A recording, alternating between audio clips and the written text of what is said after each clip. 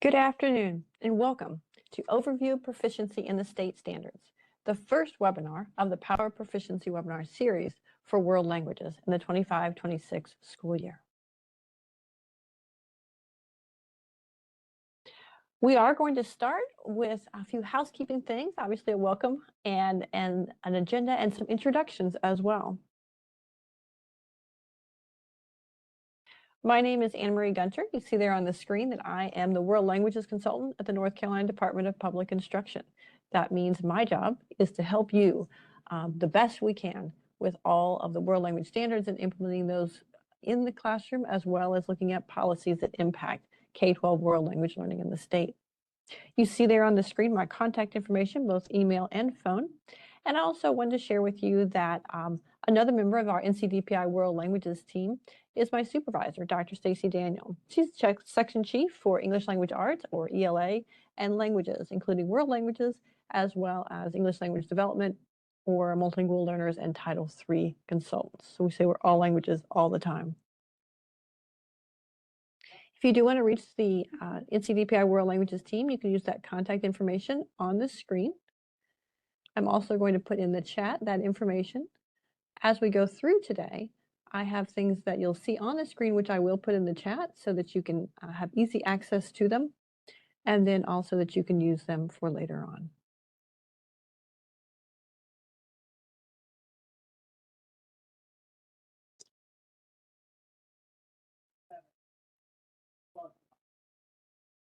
Our agenda today is fairly straightforward. You see it on the right-hand side of the screen. We'll do our introductions, so we'll get to know you a little bit as well.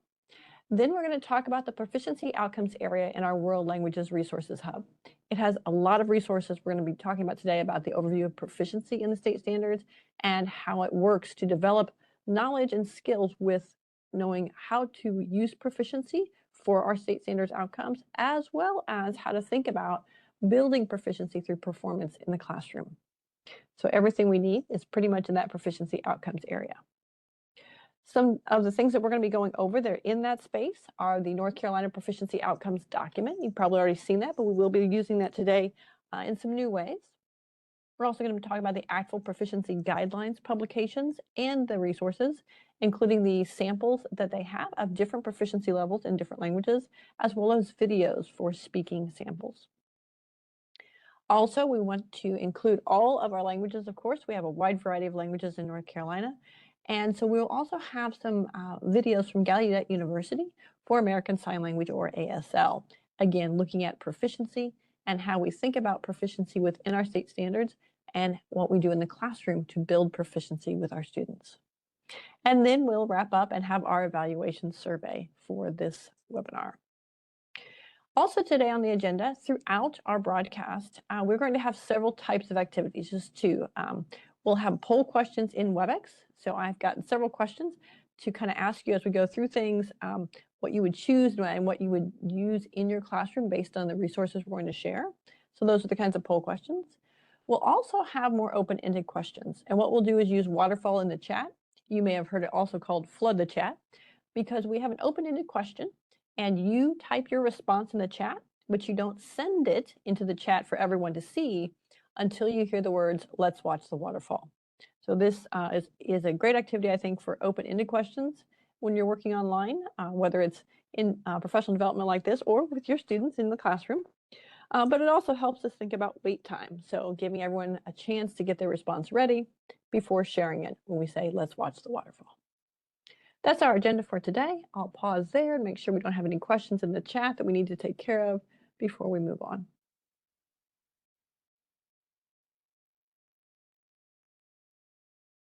All right, looks good. Well, let's start with our introductions today. Our poll question is, where are you joining us from for today's broadcast? And I'm going to go ahead and go into the WebEx, and I will launch that question so that you can see the responses. Are you joining us from your classroom, your office, a shared space at school, maybe like the media center or someplace? Are you at home? Are you on the road with a mobile device? Are you in a scenic spot, maybe the backyard, on the beach, in your garden, on a mountain trail, in a park, something like that, a scenic spot, or some other location?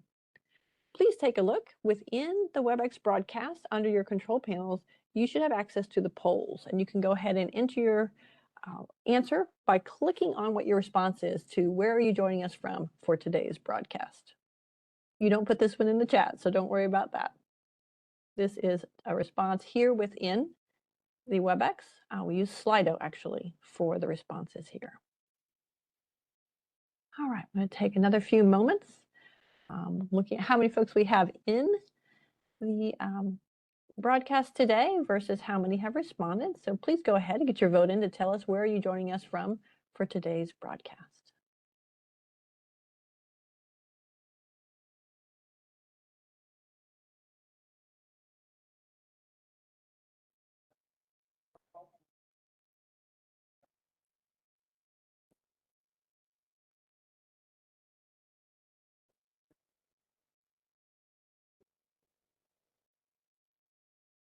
All right, I'm going to go ahead and close the voting for that. And you should be able to see what everybody said. It looks like the majority of people are home, a little over 40%. So that's the largest number we've got here. We've also got a little over 30% who are in their classroom joining us, 14% who are in their office, just 1 or 2, 4% in a shared space at school, and also a couple people who said they're on the road with a mobile device. Well, I'm sorry to see no one's in a scenic spot, but that's something to keep in mind for future broadcasts. Be in a nice spot where you have a great view. All right, let's go ahead and do the rest of our introductions. We'll do a waterfall in the chat. Remember, like I said, this is, you're going to be responding to a question, but you'll type your answers, but you won't hit send until I say. So in the chat, please type up which language or languages and course or courses you are teaching or supervising in the 25-26 school year. Bonus, you can start your response with your first name so we'll know who you are. So type your first name in if you want, and then again which language or languages and courses you're teaching or supervising in this school year. Let's take a moment to do that, and then we'll share.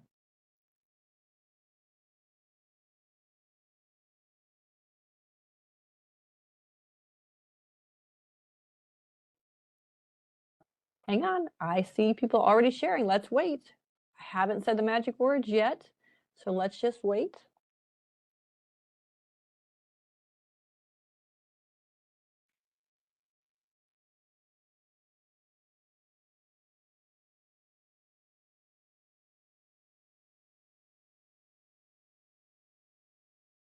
All right, let's watch the waterfall. Go ahead and click send so we can see who is in the broadcast today.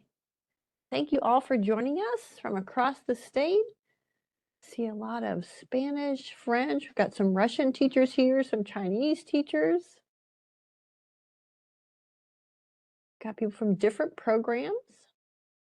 Some teaching in dual language immersion or DLI programs. Some teaching in high school. Oh, a couple of people teaching exploratory languages. So that's probably a variety of languages. All right, we've got some Arabic, we've got some Latin. Wonderful to see everybody here today. We got Japanese, great. All right, well, thank you so much for joining us today. Like I said, this is the first broadcast in the series, and we've got a lot to share. So as we go through, I'll try to allow us enough time to do our activities and also ask any questions we need to. Let's go ahead and get started. As I said, we are going to focus on a space in our World Languages Resources Hub. But before we go there, I want to make sure you know where the hub is and how to access it. You see here just a bit of a screenshot there at the bottom of the slide about the 4 categories in the hub. And you can get to the hub by going to go.ncdpi.gov/WL-resources. It's also got a QR code. You may want to go there now. I will go ahead and add that link to the chat as well. So if you need it, if you haven't been there before, you can certainly have access to it. All right. Couple things to know about our World Languages Resources Hub. It has been updated for this school year to meet the new ADA requirements.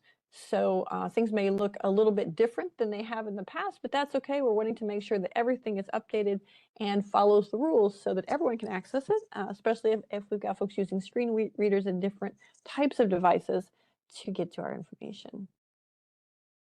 Also, I want to point out in the upper left-hand corner, when you go to the hub, you'll see the home button. So if you ever want to know how do you get back to the main landing page so that you see these 4 categories and you can go anywhere you want, you can just click on the home tab in the upper left-hand corner. In addition, in the upper right-hand corner, you'll see a button that says Join this course. This is a Canvas hub, and so it can be used, if you will, as a Canvas course. It's not set up that way. This is just set up as a hub where anybody can access it like you would a website. But you can click that button that says Join this course, and that will allow you to have the World Languages Resources Hub in your Canvas space. So I would encourage you to do that if you haven't done so already. All right, well, today in our World Languages Resources Hub, we're going to focus on the category of the World Language Standards Instructional Toolkit resources. Notice that is the first category there you see on the screen.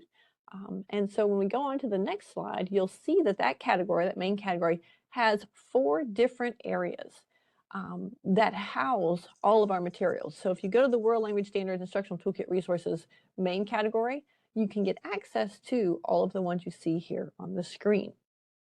You can also jump directly to something like our proficiency outcomes area, which we're going to do today for the work that we're about to do together.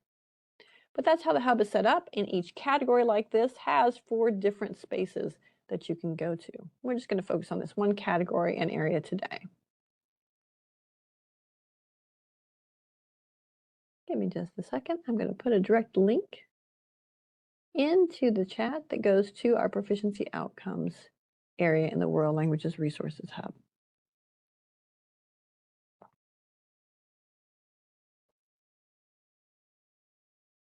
All right. In that proficiency outcomes area that we're going to, and you see there on the left-hand side at the top, our visual for that button, you'll notice, first of all, that we have the proficiency outcomes document for our new North Carolina Standard Course of Study for World Languages. You've probably already seen that before, but if not, we're going to work with it today too. In addition, we have other resources that we have posted about proficiency outcomes and understanding proficiency. And this is sort of our bank of resources that we can go to. Everything you see here is accessible for free. Some of it has been downloaded and linked, although obviously we cite where we got it from. Others of it is linked, and then when you go to follow those links, you will need to sign up for getting to particular web pages and things like that that are offered. It's all free, but I want you to be aware of that. So under additional resources, we have the ACTFL proficiency guidelines that were just published in 2024 and some free posters from ACTFL. We also have the ACTFL proficiency guidelines from 2012 because they're done by language on a variety of web pages. We have linked the ACTFL YouTube playlists with speaking and listening samples that we're going to be looking at. And we have the Gallaudet University ASL videos, again, that are signing examples or viewing examples for proficiency. And finally, we have our successful ACTFL can-do statements from 2017.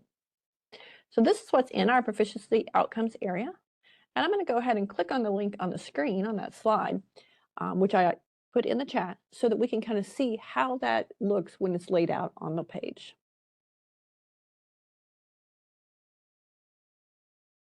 All right. Well, like I said, when we get to our proficiency outcomes area, if you ever want to go back to home, on the left-hand side is the home button. But notice we start out with the proficiency outcomes document, an explanation of what it is and how it works and how it's a support tool. You see there a screenshot of it, just like we saw on the slide, plus its own QR code and its shortened URL. As we scroll down the page, you see some additional resources. The ACTFL Proficiency Guidelines, and remember ACTFL is the American Council for the Teaching of Foreign Languages, or ACTFL. It's our national professional organization, and they have released a number of publications and resources for us to use in K-20 world language classrooms. ACTFL now just goes by the acronym ACTFL. They don't necessarily spell out their acronym anymore. But you see that the new proficiency guidelines were published in 2024. That was in time for us to use those with the standards writing team for our new standards that are now approved. There's also some actual proficiency scale posters, like I said, free posters that we're going to be talking about as we do our broadcast today. And then there are some additional resources like the actual proficiency guidelines from 2012. And you'll notice that they are set up by language. And so you can actually access those proficiency guidelines in a language other than English or in English if you want to get a little bit more detail. Don't worry about them being the 2012 guidelines. They haven't changed a whole lot. And it's one of the biggest advantages of having our 2012 materials here is that there are a number of samples to read or listen to in order to build your understanding of proficiency, but in the different languages. And so those samples don't really change over time. If there's new information for us to share and talk about with the 2024 proficiency guidelines, we can still apply that to the samples. Many people ask for samples, and this is a good way for us to share them across the country. As we scroll down, some of those samples, if they're speaking samples or listening samples, have actually been put into a YouTube playlist for that particular language. You'll notice there's a variety of languages there, and they have different numbers of videos or different amounts of videos, but you see that they have videos that are with listening or speaking samples to think about proficiency and those proficiency guidelines. In addition, we want to make sure we are including the variety of languages we have in North Carolina. So you also see that the Gallaudet University American Sign Language Proficiency Interview, or ASLPI, proficiency levels are explained, much like the proficiency guidelines from ACTFL. And they have 3 samples videos for each level. Now they set up their levels a little bit different, and you can see there they have levels 0 through 5. And there's a correspondence list there to kind of compare how that looks with the actual proficiency scale that we use as well. And so those videos are linked, and we're going to be looking at those today and thinking about how best to use them in understanding proficiency for our state standards. Finally, the necessful, actable, can-do statements are there. I'm sure you've heard of them before. You may have already used them. We're not actually going to cover them today because we're saving those for the rest of the series when we start talking about proficiency in the different communication modes or standards areas. That's when we'll focus on them. But this is what we're going to look at today.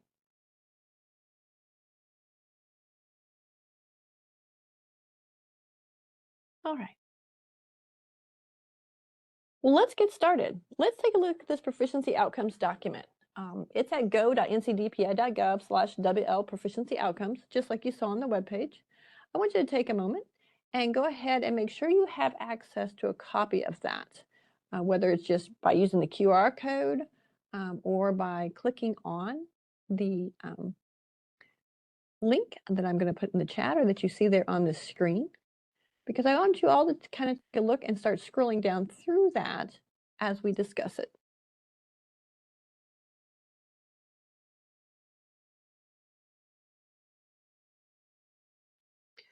We do have proficiency-based standards in North Carolina for the state for our K-12 instruction. This is our second set of proficiency-based standards. We were the first state in the country to adopt K-12 proficiency-based world language standards when we had the old standards in 2010. Now that we have updated and we have our new standards, we have continued that process of thinking about proficiency-based instruction, but we know a lot more than we did in 2010 because now almost every state has joined us in having proficiency-based state standards for K-12 instruction. You'll notice that there's sort of a table of contents, if you will. They're on the screen. Obviously, the proficiency summaries, which we're going to take a look at, are on page 1. You see that right there on the screenshot of that document. What follows on the pages in that document are program descriptions of each of our types of programs, like classical language programs, dual and heritage programs, and modern language programs, and their minimum proficiency outcome charts. I emphasize minimum on the screen because these are minimum proficiency expectations. We also have programs and schools and districts who decide to look at the minimum and set their exit or student outcomes at a little bit higher level. And of course, we can always do that. We're a local control state. But in our state standards, the minimum proficiency outcome charts are available for every course we can teach through our standard course of study for world languages. You see there as well, we have guidelines on what pages you would find different programs. And based on what I saw during introductions, I think there'll be people looking at every single one of those pages today and thinking about their programs. So I'm going to have you do that right now. Please take a look at that proficiency outcomes document and scroll down to the page and chart that applies to the language and course or languages and courses that you teach. I'll click out on the document and kind of show you what that looks like. All right, so here we are in our document. As we scroll down, classical language programs like Latin and ancient Greek are first. They're just all in alphabetical order, so classical comes first. You see here we have a chart. We have that program description like we said. Then we have some information about K-8 programs specifically, and then the chart for K-8 courses in classical languages. You keep scrolling, you get the levels 1 through 6 high school credit courses. And again, you get to see those proficiency outcomes, those minimum proficiency outcomes in the different skill areas or standards areas or communication modes that we have in our state standards as you go across and continue on in a sequence, levels 1 through 6. Likewise, as we keep scrolling down, next up is dual and heritage language programs. Page 4 is all about dual language immersion or DLI programs, both elementary and secondary. And again, you see the chart for them. As we go on, next up is heritage language courses, levels 1 and 2. They bridge to advanced modern language courses. And so you see how those are described, again, in that program description. And then we actually have charts for different categories of languages. Category 1 and 2 languages is the first one for languages like French, German, Spanish, and so forth. Category 3 and 4 languages like Arabic, Cherokee, Chinese, Greek, and so on. And then finally, American Sign Language. American Sign Language is actually a Category 3 language, but sometimes it gets its own chart because of the unique way the standards areas or skill areas are described. You notice they look a little bit different than a spoken language. So this is a signed language. As we keep scrolling down, we have the same kind of thing for modern language programs. This is where language is being taught as a separate subject. And so again, we have a program description, a K-8 description as well, and then outcomes charts for Category 1 and 2 languages for K-8 and Category 3 and 4 languages for K-8. And then finally, our modern language programs, levels 1 through 8, which are our most common type of language program in North Carolina. Again, you have a program description, information about levels 1 through 8, and then the proficiency outcome charts for Category 1 and 2 languages, Category 3 and 4, and finally, American Sign Language. All right, so that's our proficiency outcomes document. That is a significant way for us to think about proficiency with proficiency-based standards. So let's take a close look at those proficiency summaries that are on page 1 of the proficiency outcomes document.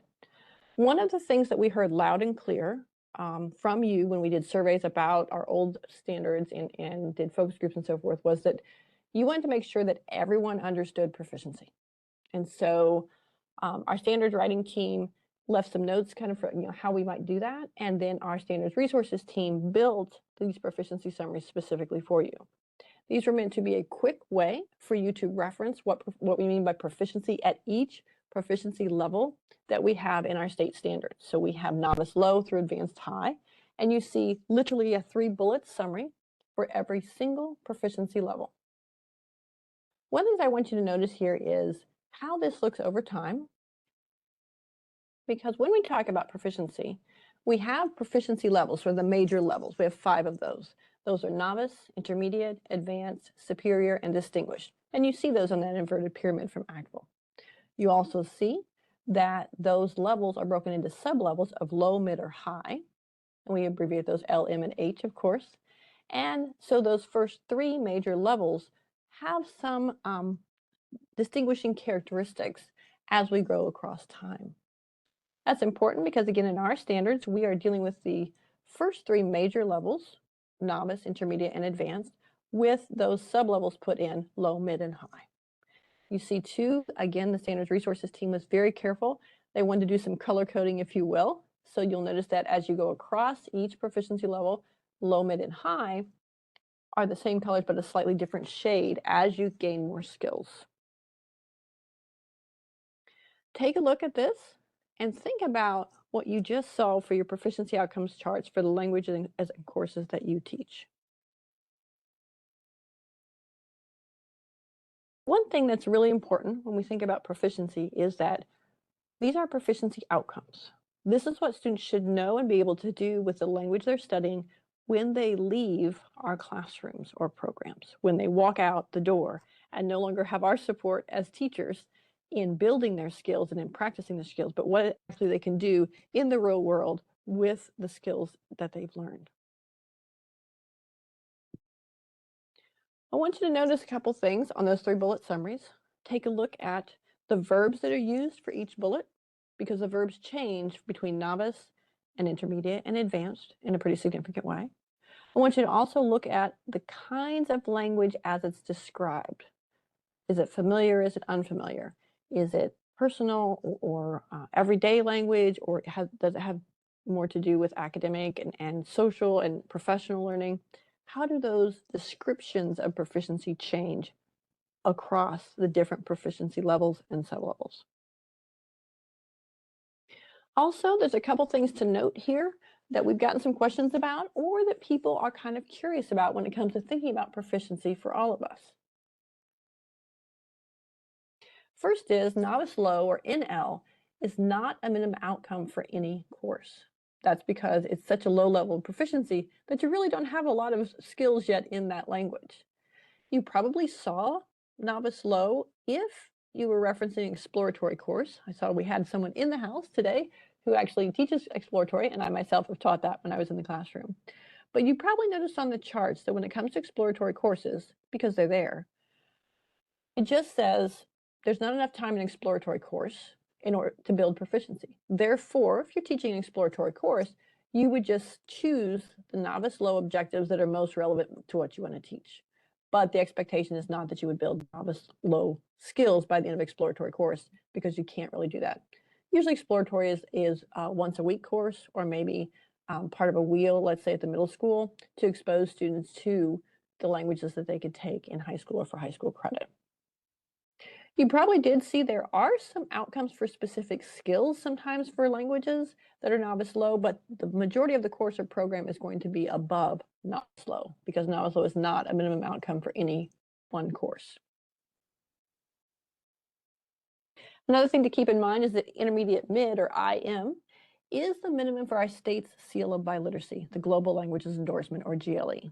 It's one of 7 diploma endorsements that our high school graduates can earn and be recognized with upon graduation. And students need to meet requirements both for world languages, again at intermediate mid proficiency level or above, as well as English. And so I've marked that on our proficiency summaries just so you can kind of keep in mind where that minimum is for our seal of biliteracy in North Carolina. Finally, I want to remind everyone, when it comes to teaching, advanced low, or AL, is the minimum for the teacher licensing exam cut scores that we use in North Carolina. Now, obviously, many of our teachers test much higher than advanced low, and in fact, they might test at advanced mid, advanced high, or even the superior level of proficiency for the language they're teaching. But regardless, advanced low is the minimum. This does not mean if you get students to advanced low, or that's an outcome of your course, that they can teach the language, although they would certainly be well on their way to building the proficiency that they would need to become teachers. There's much more to it than that. But when we're thinking about proficiency, I want us to focus on that with advanced low. This is also important because when people ask, well, what level of proficiency are most people operating at on a daily basis in their first language, let alone a second language or another language they might have learned? And the answer is usually it's somewhere around advanced low. If you think about the skills that are required for advanced low, what you have to know and be able to do, and how you can use language. Sometimes it's much higher depending on the role you have professionally. All right, so there's our proficiency summaries. Now I want you to stop for a moment because I'm going to ask you to pick your proficiency path. And what I mean by that is I want you to decide which proficiency outcome do you want to follow for this webinar. So you saw our slide from this last slide, and you saw that there are 9 different proficiency levels. So I want you to pick one of those because they're an outcome. to follow for the rest of this webinar as we look at other resources that have to do with proficiency. Like I said, we have 9 proficiency levels, but when it comes to outcomes, we have just 8 that are actual outcomes for a particular course or program. All right, so I'm going to ask you, which proficiency outcome do you want to follow for this webinar? I have opened up that question in the poll, and so now you can decide. Do you want to do novice mid, novice high, intermediate low, intermediate mid, intermediate high, advanced low, advanced mid, or advanced high? Go ahead and take a moment and put your vote in for which proficiency outcome you want to follow for this webinar.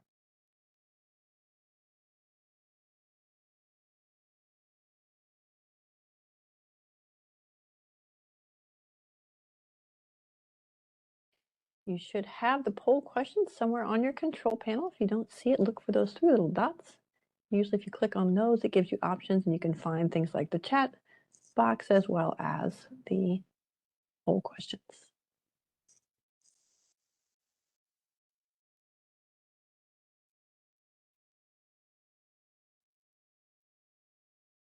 All right, go ahead and put your answers in. Which proficiency outcome? Is it novice mid, novice high, intermediate low, intermediate mid, intermediate high, advanced low, advanced mid, or advanced high that you're going to follow?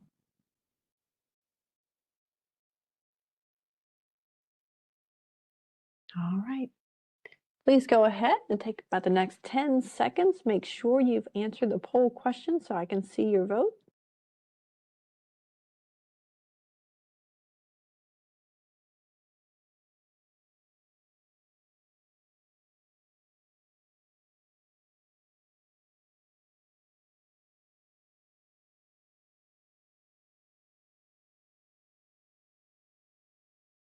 All right, I see some of you put it in the chat. I would love it if you could put it on the WebEx poll so it's recorded there, but I realize you may not have access to that.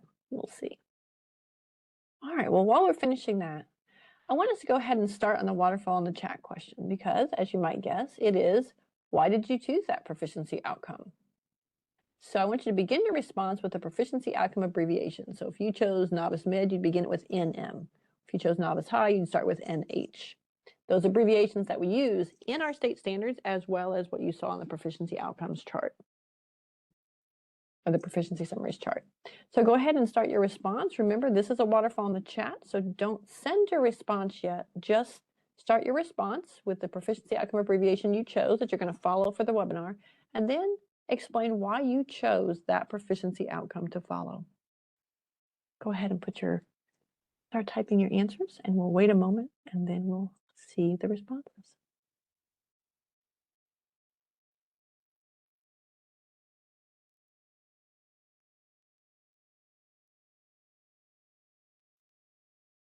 Please don't send your responses yet. Let's hold on to those.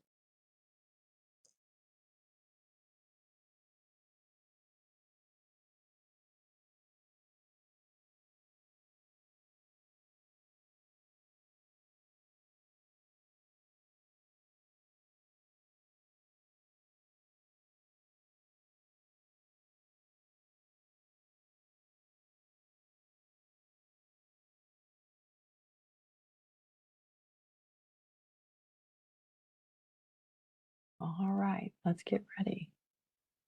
3, 2, 1.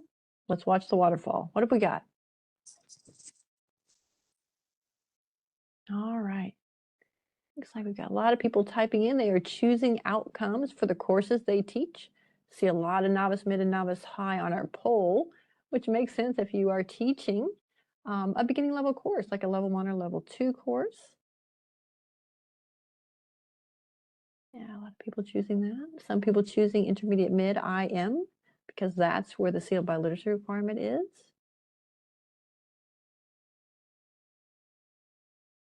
All right, great. Thank you for sharing that. Now, again, like I said, keep in mind what you chose because as we go through these resources on the next several slides, you're going to get to look at different materials available about proficiency and I want you to focus in on whatever proficiency level and sublevel you chose to follow so that you can really start to take a close look at what proficiency means for that.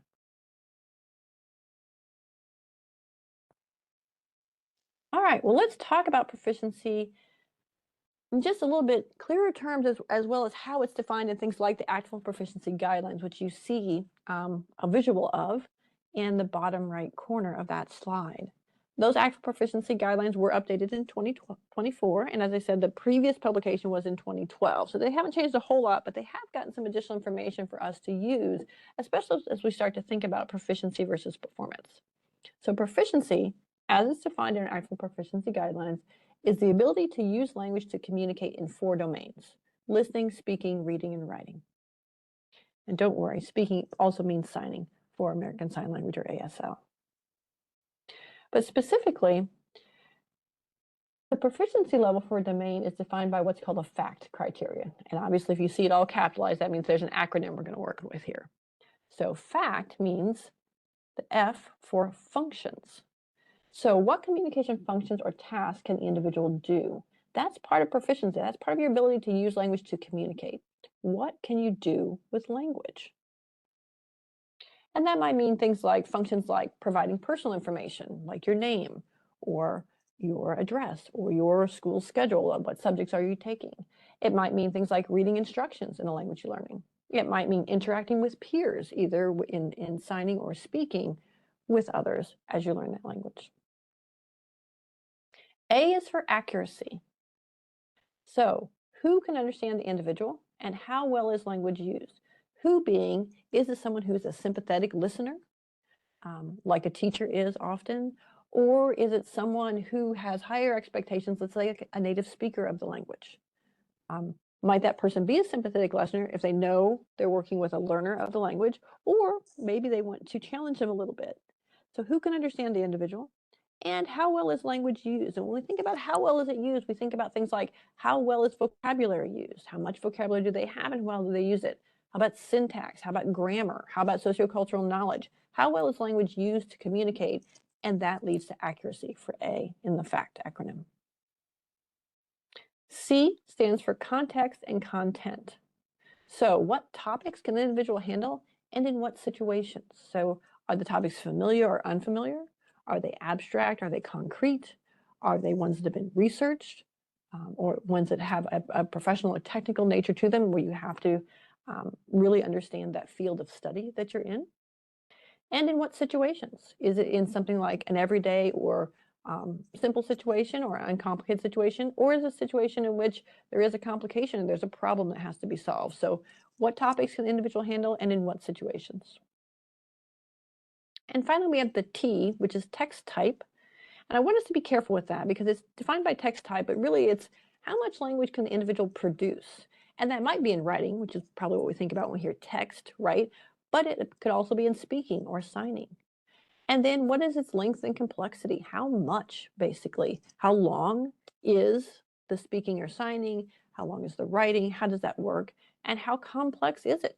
We know from the inverted pyramid that language becomes more complex the further up you go from novice, low, all the way up to distinguished.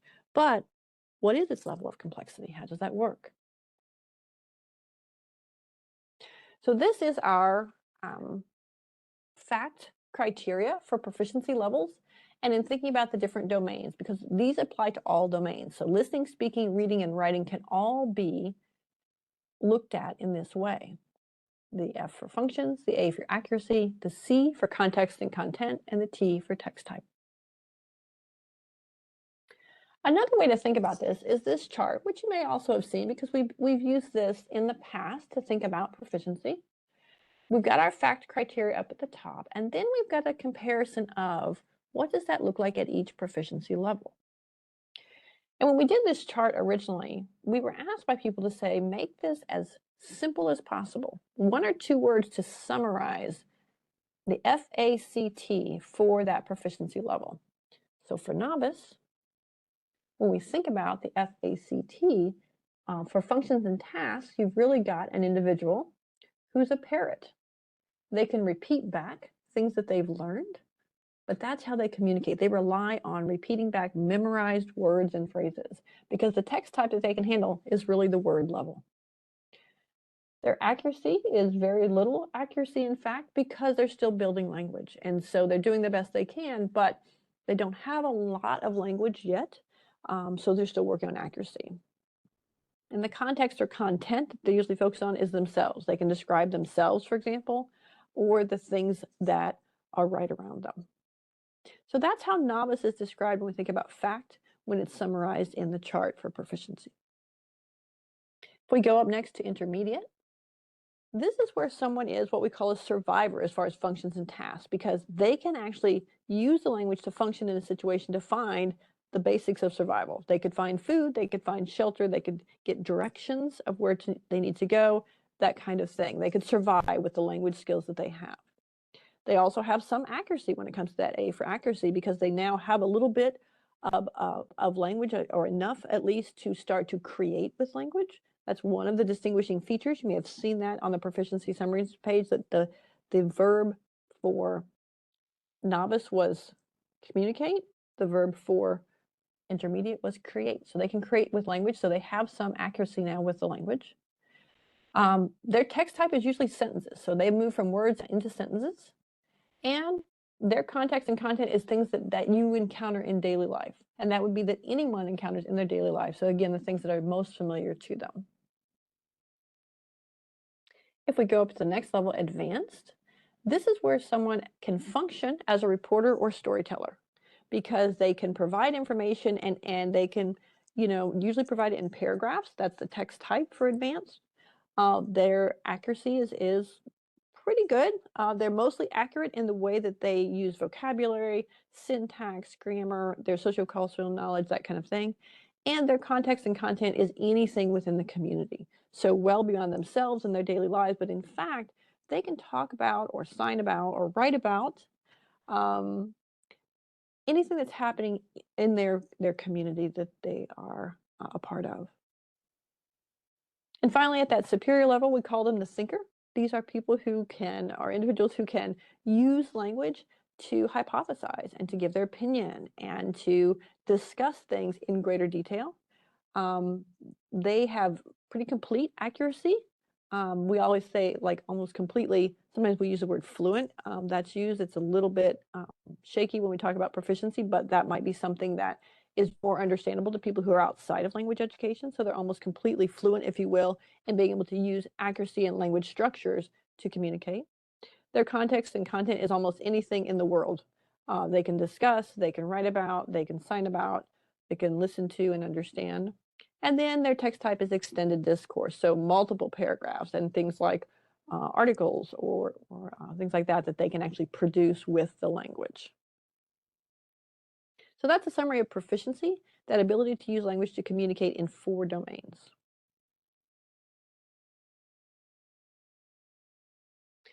This is summarized as well with these actual proficiency scale posters, which you saw are available in our proficiency outcomes area for free from ACTFL.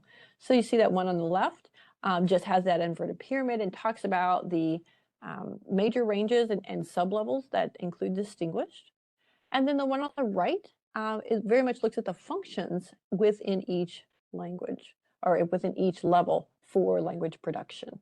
And so we get our novice, intermediate, advanced, superior, as well as distinguished for that. Those are available for free, and we're going to look at those as well. But I want you to stop here and think about which proficiency outcome are you following, and where does it fall on these posters or the charts we just saw about proficiency.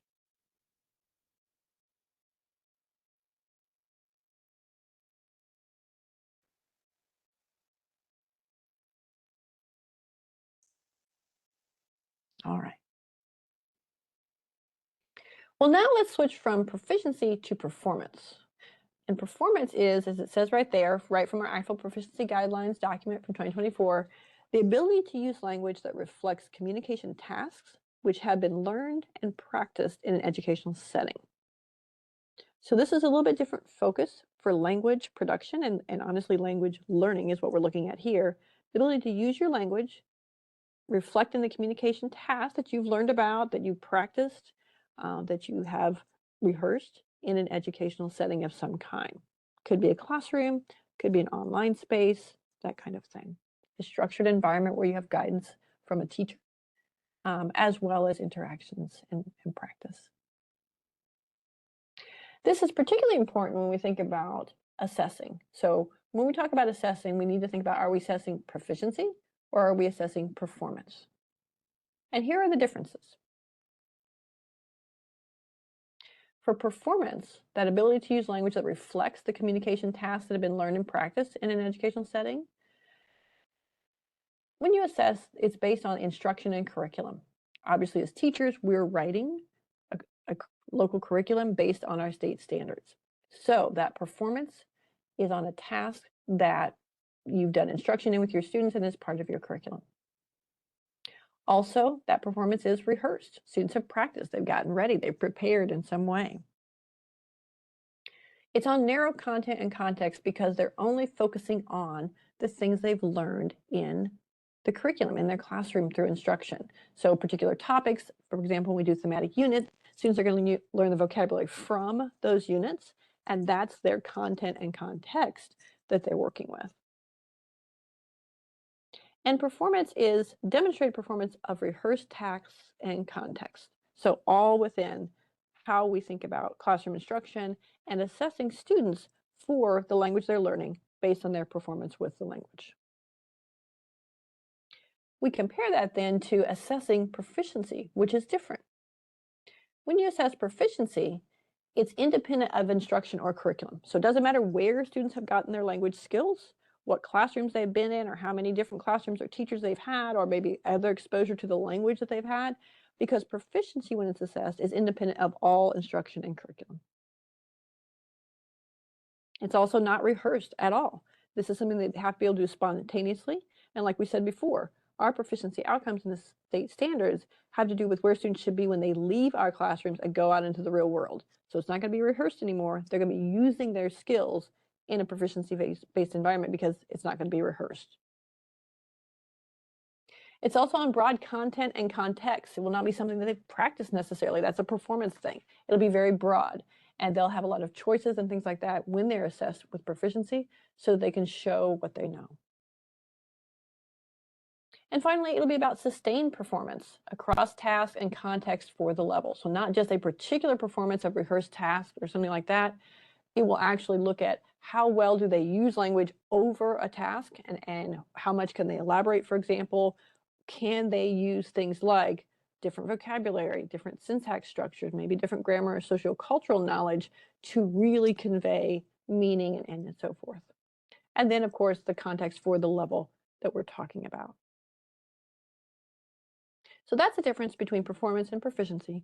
And that's something we need to think about when we think about our proficiency-based standards and proficiency outcomes, because in the classroom, we're very focused on performance. So getting our students to practice those language skills in all the different communication modes or all of our standards areas so that they can perform for us. We can assess them in the classroom and see how they're doing.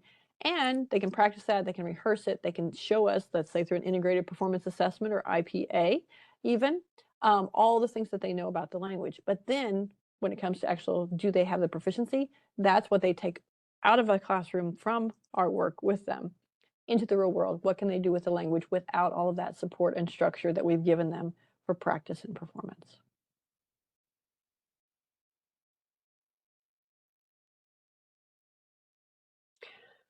One way to think about that too is another tool, another poster from ACTFL that's free. The oral proficiency levels in the workplace poster is a way to think about taking the proficiency you built from that performance in the classroom out into the world of work. So you notice here that we have on the left-hand side the ACTFL proficiency level and that language function, what students can do with the language, right? So that's the proficiency part of it. And then on the right-hand side is the performance part, examples of who's likely to function at this level, because the performance describes those educational settings where you have learned the language and been able to practice and perform with it and rehearse it so you can take it, in this case, out into the real world, into the workplace. And again, I'll ask you to pause here and think about the proficiency outcome you're following, where it is on this chart, what it says about it, and what corresponding professions or positions in the workplace use that level of proficiency. You might be thinking to yourself, it's no coincidence that intermediate mid is really the first level of proficiency that students can take into the real world into a profession and use in the workplace, because you do have to have a certain amount of proficiency with the language or skill in your different domains in order to use it in the way you need to in the real world. So that's our oral proficiency levels in the workplace poster. All right, so we've talked a lot now. We're going to pause for a moment. We're going to do a poll question.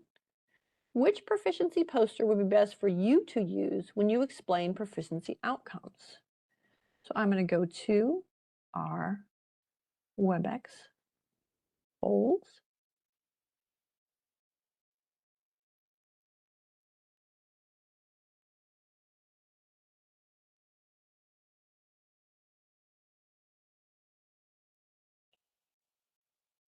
And I'm going to ask you, which proficiency poster would be best for you to use when you explain proficiency outcomes? And think about, who are you explaining them to? Is it your students that you're teaching? Is it their parents or caregivers who are asking about language learning? Is it somebody else, maybe one of your colleagues or maybe an administrator? So would you use the proficiency summaries from page 1 of the proficiency outcomes document? Or would you use the FACT questions or chart that we looked at, that FACT acronym? Would you want to use the actual inverted pyramid with levels and sublevels poster, or the actual levels with the functions for each of the 5 major levels, or the oral proficiency levels in the workplace poster? Maybe there's something else you saw. Which one would you like to use when it comes to explaining proficiency outcomes? Go ahead and enter your response into the poll.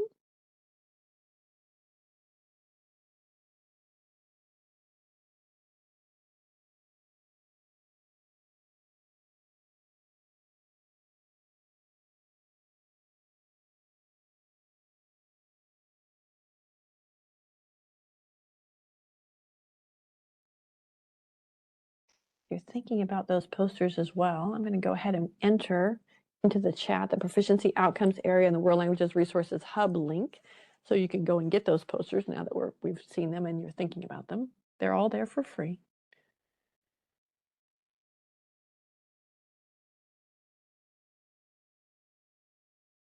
All right, looks like we've got a variety of things people wanted to use. And we've got votes for the FACT questions or FACT chart that we saw, the actual inverted pyramid with levels and sublevels. Looks like the most popular is the actual levels with the functions, followed by the oral proficiency levels in the workplace poster. All right, great. All right, now I'm thinking about that. For the waterfall in the chat, remember, you're going to just type this response, but you're not going to hit send yet. Why did you choose that proficiency poster? And how would you adapt it? Because we're all teachers here. And I know one thing I did with the proficiency poster that I chose was I laminated it so that I could add details to it very relevant to my students' lives. I'll give you a hint. I did the oral proficiency levels in the workplace and added where our courses were in that list, but that's how I adapted it. So why did you choose that proficiency poster that you did on the WebEx poll? And how would you adapt it for your classroom? Go ahead and type your answer, but do not hit send yet.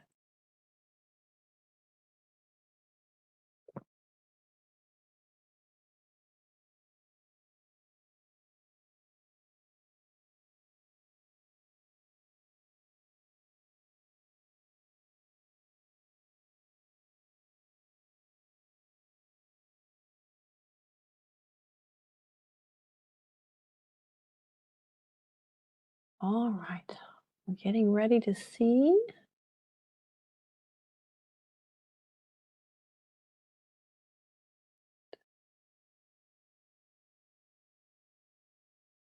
All right, let's watch the waterfall. What did you choose and why did you choose that proficiency poster, and how would you adapt it? What would you do with it? A lot of folks who chose those pyramid posters.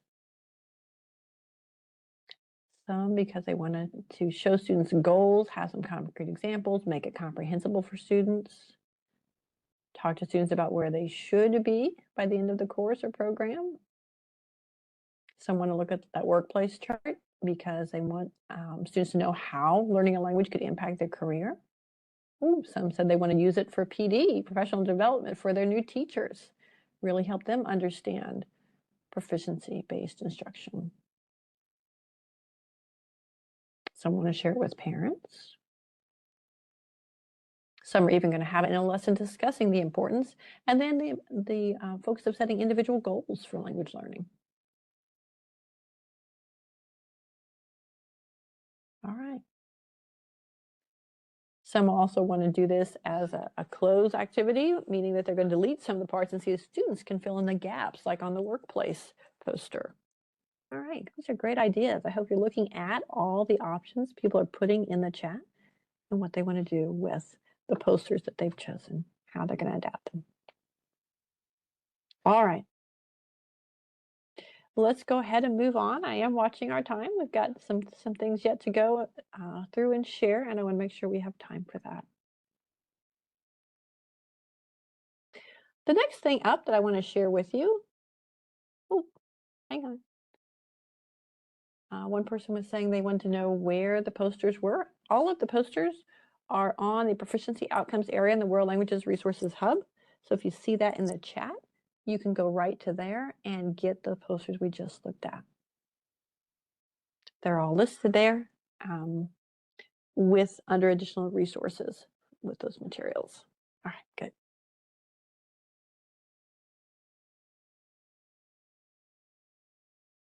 All right, well, let's take a look at some other things that are actually on that proficiency outcomes area to help us understand proficiency.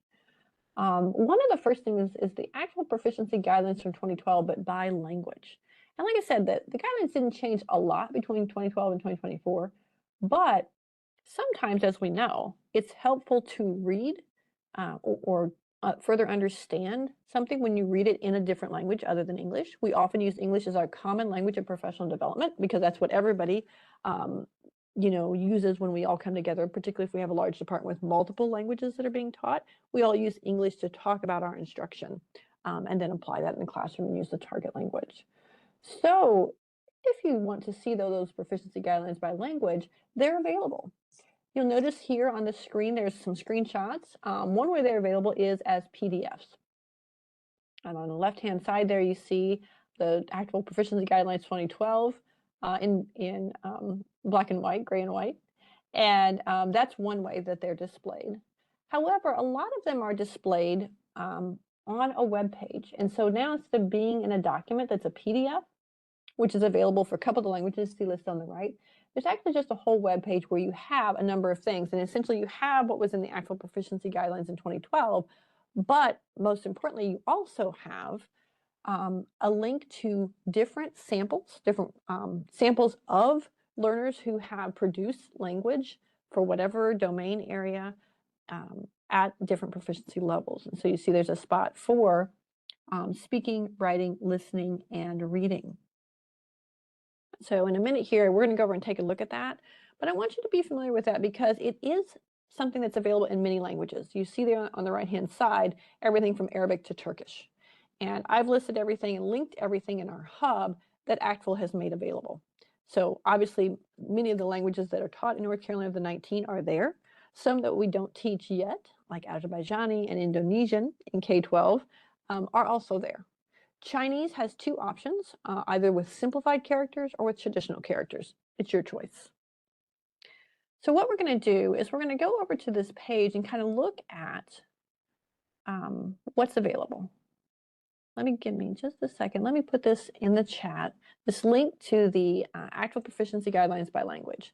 And keep in mind on our slides, anytime you see something in that gold color, that means it's hyperlinked. So you can go to it directly from the slide, or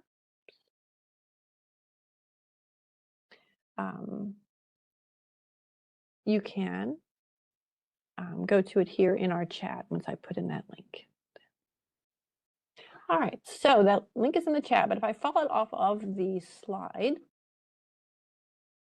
I go right over to the language-specific guidelines page. And you see this is on the actual website, of course. As I start to scroll down, you see they've got information about that publication when it first came out. And then they've got an explanation about what the guidelines are by language. And then each language has its own spot. I'm going to pick English, kind of because I already showed you some of the screenshots from English, but also, again, English is our common language of professional development. But you can see there's many, many languages you can choose here. So if I click on English, it takes me to that page. And you can see, again, I have these 4 different areas to go into: English speaking, English writing, English listening, and English reading. Now, one thing I've set up already on our slide deck for you to use, because I always post the slides we use in our broadcast, is some samples from English writing. But I want to focus on the fact that in each of these domains, speaking, writing, listening, and reading, there are prompts and samples of that language at that proficiency level. So let's take a quick look at the English writing one. I'm just going to click on that here in the middle of the screen. And then you get examples by level with samples. So notice that there's a preface to it, but also as we scroll down, it starts with distinguished. So we're sort of scrolling down the proficiency inverted pyramid, if you will. There's a description of what distinguished is. Then there's a distinguished sample. And notice here, there's kind of information about what the prompt was, and then you get to see the sample. Obviously, distinguished, this is actually a published article that was written by someone at the distinguished level in English. Then you can keep going down. You get a description of superior. You get a sample from superior with a prompt. And then with advanced and lower, not only do you get a description, but now you get a description of the different sublevels. So for advanced, high, mid, and low. And then for intermediate, the same thing, high, mid, and low, and novice as well. And for each one, there's a sample. And I'm going to look at that in a minute, but know that this is a sample that's at the advanced level. They don't actually say, is it advanced high, advanced mid, or advanced low? That's something you can determine as you look at it. And there are samples like this in every language that you saw listed on that page before.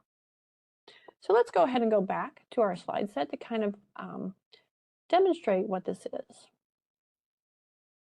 So for the English writing that we just looked at with the prompts and samples, we had these prompts. The novice prompt was leave a shopping list for your roommate. So remember, when we talk about proficiency assessment, it's going to be very broad.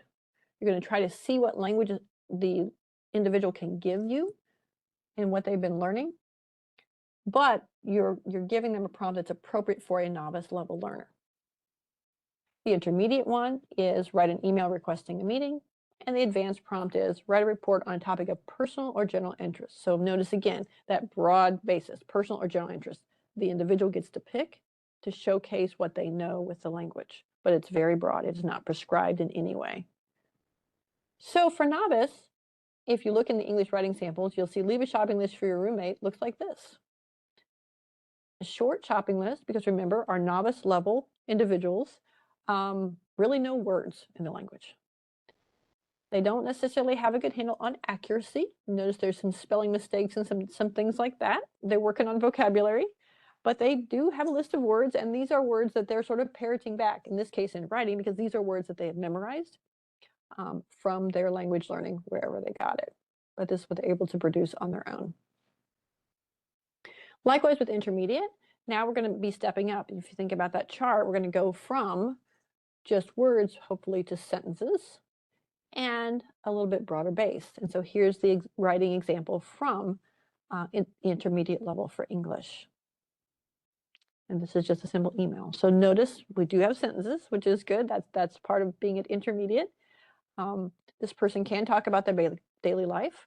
They've got, somewhat of control over accuracy as far as spelling and syntax and vocabulary and grammar. It's not perfect, and there's still a lot of work to do, but that's okay. This is what they can do on their own with the language that they have learned.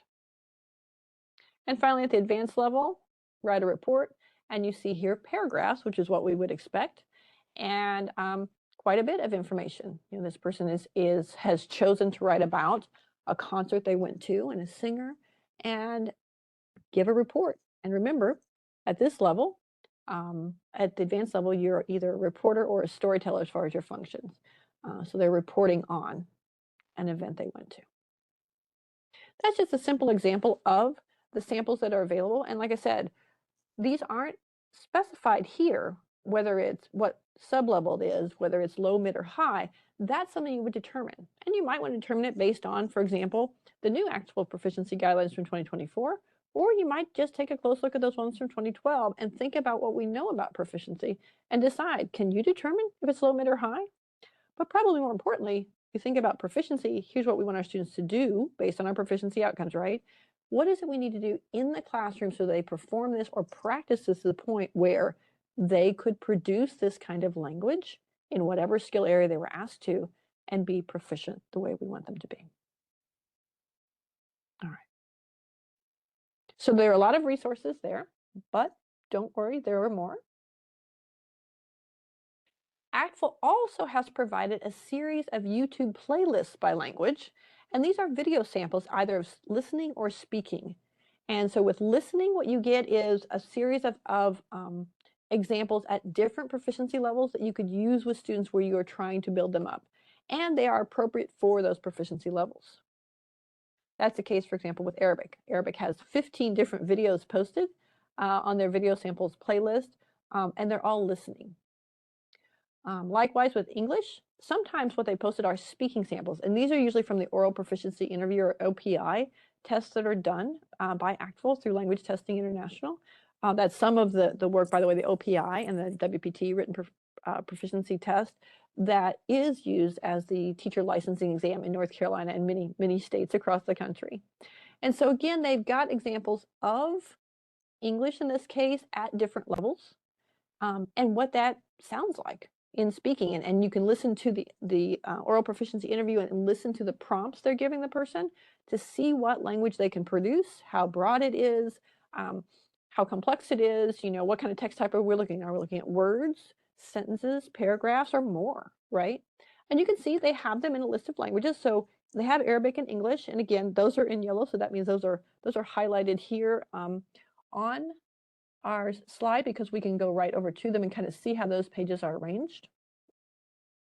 I will also put in the chat links to those.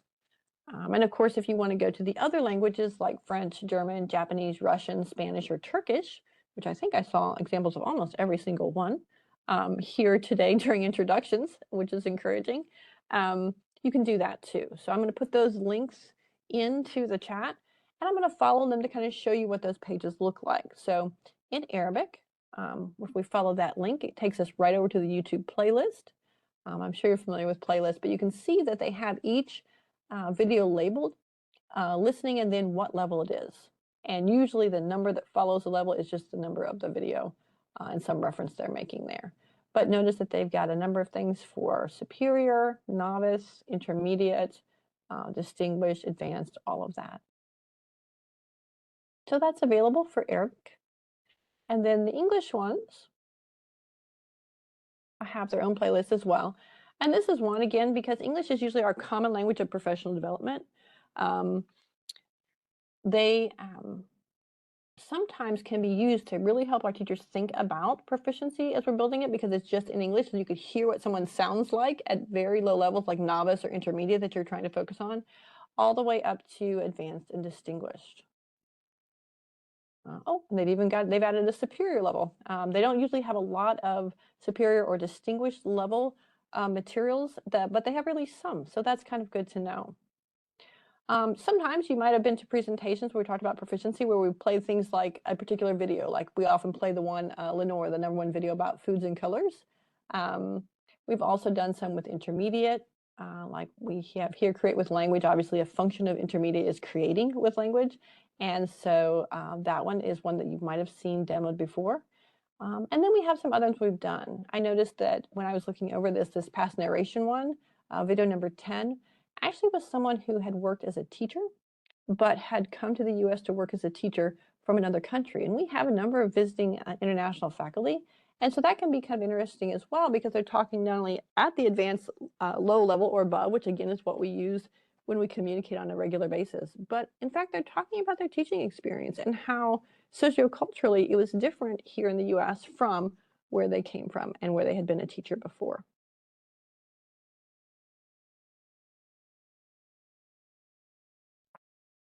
So again, these are just some resources for you to think about and to use. I see some comments in the chat about that. Please keep in mind, we're just sharing these as resources. If you're worried about the quality of the videos, I would always encourage you to preview the videos that are posted here. See what's most appropriate for what you want to do, and keep in mind that you can use any language you want. I've known people to not only use English videos because it's a common language professional development for an environment where people with many different languages are learning together. But in fact, sometimes people use languages that aren't too familiar with others to see if they can see what context clues are happening or how that works for the language in general. So maybe a language similar to what they're teaching or studying, but to get them to push a little bit further and to think about things like the context and how you do visuals and whatnot for those context clues and visual support. So lots of opportunities and lots of ways to use these resources that are provided by ACTFL in regards to proficiency.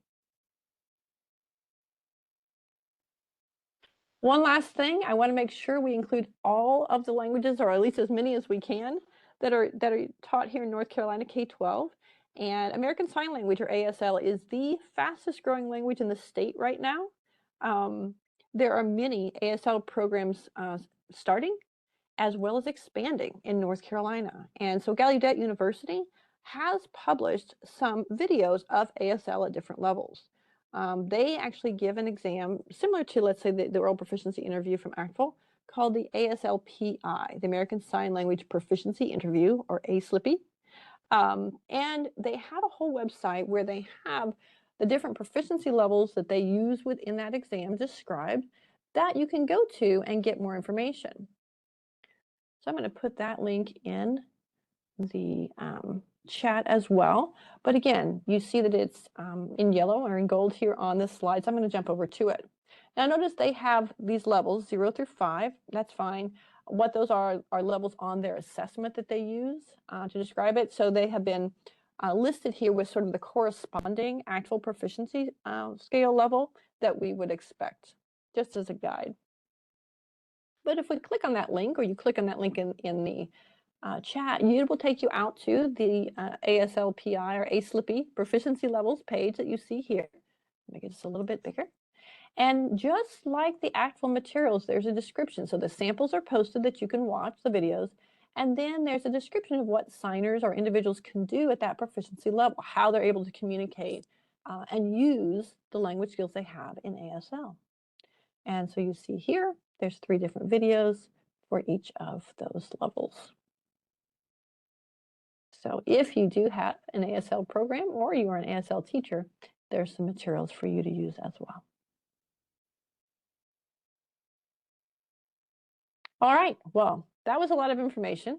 And now we get to our activity called the Proficiency Treasure Trove, because I shared with you a lot of resources that are available. So what I want you to do is choose a proficiency resource that you will explore after this webinar, because I can tell you when you start to really explore those pages, you'll want to listen to the videos or read the samples that they have in writing or listening or reading, and you really want to spend some time with it. So all I want you to do right now is choose a proficiency resource that you will explore after this webinar. You may be using that proficiency outcome you've been following for the webinar to guide your choices, but you can choose the ACTFL guidelines by language. You can choose the ACTFL YouTube videos, or you can choose the Gallaudet University videos. Up to you.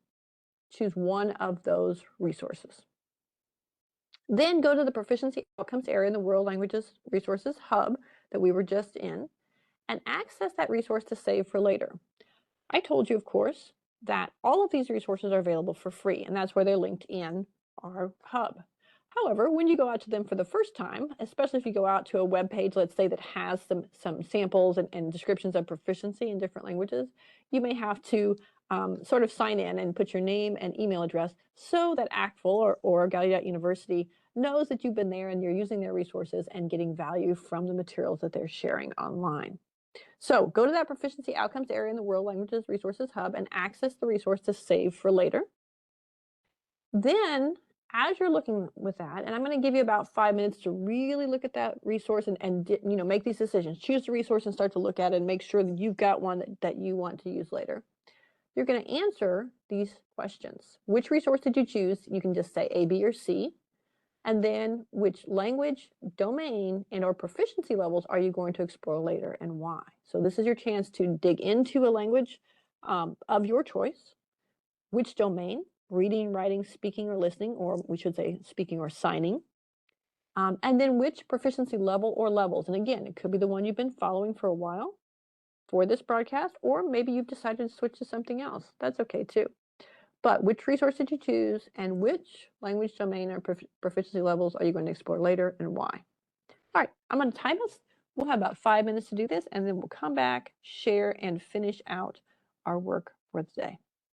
Let's go ahead and get started.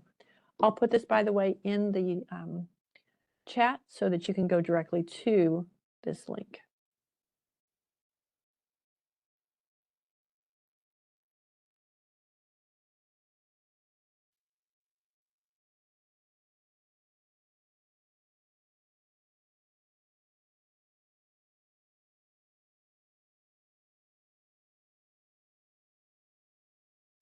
Please don't put anything in the chat in response yet, because we've got some time to work on this. And then we'll share our responses afterwards. All right, I'm going to go on mute. You go ahead and work. I'll be watching also for any questions that come up in the chat.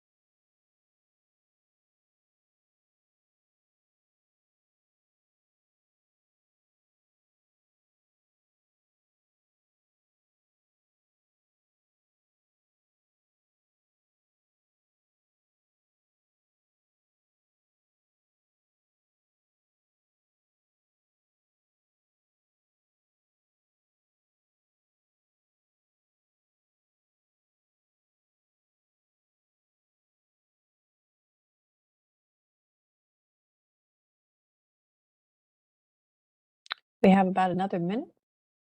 So be thinking what your answers are to your questions. Which resource did you choose, A, B, or C?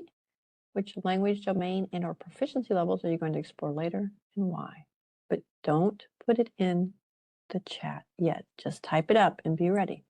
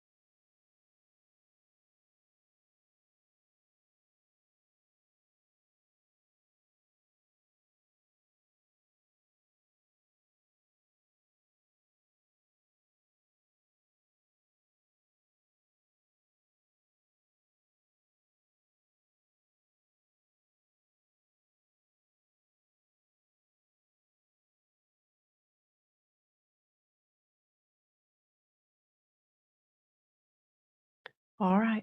I hope everyone is ready. Finish up typing your response, but don't hit send yet. Just wait.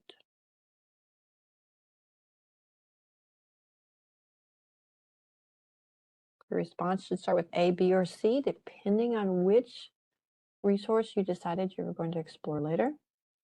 All right, let's do it. Let's watch the waterfall. What'd you decide?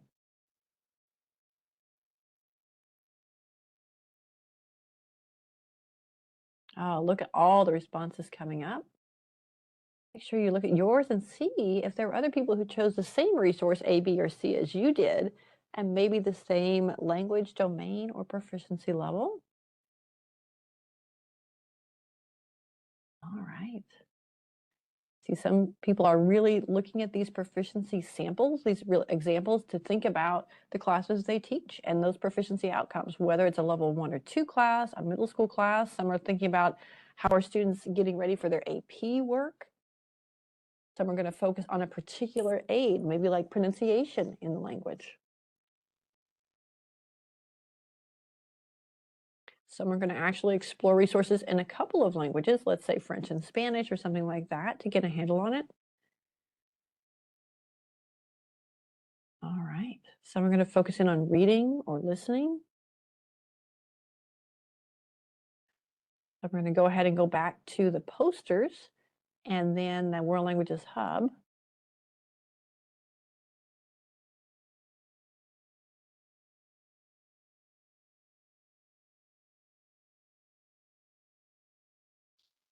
A lot of people say they just want to make sure their students are being prepared, that they're thinking about that proficiency level students need when they leave our classrooms, and that they're really ready. All right, thank you for sharing. Sounds like you have a lot to explore, and I would encourage you to do that when you can. Obviously, we're closing out Wednesday, so if you have some time now, it might be good.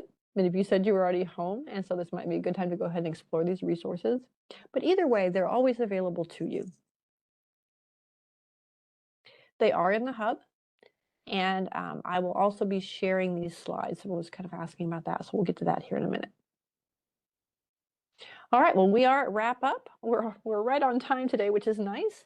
Of course, I want to wrap up with any additional questions that you have, as well as an evaluation to let me know how we did today and what else you might need. So I'm going to go ahead and put that link to the evaluation in the chat. It's just a simple and quick evaluation for all the broadcasts in our webinar series. It's at go.ncdpi.gov/eval-WL webinars. And as we know with shortened URLs, capitalization is important. You can also access it through the QR code that you see on the screen. I did see a couple of questions. I'm going to go ahead and have some additional pop-ups or information here on this slide. First of all, please give me 7 to 10 days, and at that point, I will have been able to process our recording and post the webinar archives. There were people who asked about, would you have access to these slides in this recording? The answer is absolutely yes. I will make sure that once we process the recording and post it, as well as the other archives, the slides, all of the links. I actually had a whole page where I was pulling our links from to put in the chat. I will post all of that on the standards implementation space and the World Languages Resources Hub. It's under professional learning in that area. So if you're on there, that's where it will go. That's where all of our information is for our professional development this year with our new standards as we're implementing them for the first time. It does take me about 7 to 10 days to do that. Kind of depends on technology, but I will process and post all of our webinar archives within 10 days. Also, I will be submitting the request for certificates of attendance. Since you participated live today, I want to make sure if you've met the requirement of 85% or more of being here with us throughout and participating in the polls and the waterfall in the chat questions, that you get credit for that. And so if you've completed those requirements, you will get a certificate of attendance. I have to submit everyone's names and email addresses who's earned one, and then that gets processed. It does take about 3 to 6 weeks, depending on where we are in the lineup, because there are other areas, of course, that are asking for certificates of attendance for their webinars and other professional development that we're doing here at DPI. But within 3 to 6 weeks, you should receive an email with your certificate of attendance attached if you have completed the requirements for that. If you joined us late and only got to listen to about half, that's okay, because another thing I do with all of our webinars is create an asynchronous option. I use the processed and posted webinar archives like the recording, as well as our activities and things like that. And I have a way for you to get credit in case you weren't here long enough to get a certificate of attendance for the live broadcast. That also means if you had colleagues that you think would like this, they can also do the asynchronous option even if they weren't able to join us today. That'll be available and posted, like I said, about 7 to 10 days after the broadcast. So today's September 10th, hopefully by September 20th. That'll all be posted. And then, like I said, you'll be able to get your an email with your certificate of attendance attached about 3 to 6 weeks after today. All right, I'm looking for any additional questions. Also want to add, obviously you can contact me. Again, I'm going to show my email address if you need that. But in addition, I have a way to do office hours. And instead of just trying to set office hours when I'm not sure when people are available, what I do is I just go ahead and created this Connect with World Languages opportunity, which is where you can go online, basically to my online scheduler, and see what's available, and you can match that up. And so if you want to chat with me about anything with our standards or world language policies or anything like that, I am happy to do that. You can just find a time that works with your schedule, especially if you're a teacher. I know that might be your prep period or before or after school, no problem. But you can see what my availability is, match it with yours, and then sign up for either a 15-minute or 30-minute time slot for us to chat. I'll pause and make sure we've answered any questions that came up in the chat. I didn't see a lot. I think we got everything answered. Thank you again, everyone, for sharing your waterfall in the chat responses. I see that there's some very extensive ones. I would encourage you to read through those. I will see if I can post some of those materials as well with our archives, because you may be interested in what people said they were going to do and how they're going to adapt some of our resources or which resources they were going to explore. So I'll try to post that as well. Thank you again for joining us. I'm going to go ahead and looks like we have answered all the questions. So thank you for joining us today. I hope you got some information or resources you can use right away, and also some that you can think about for a little bit for the future and how you might use them. I hope you have a great evening.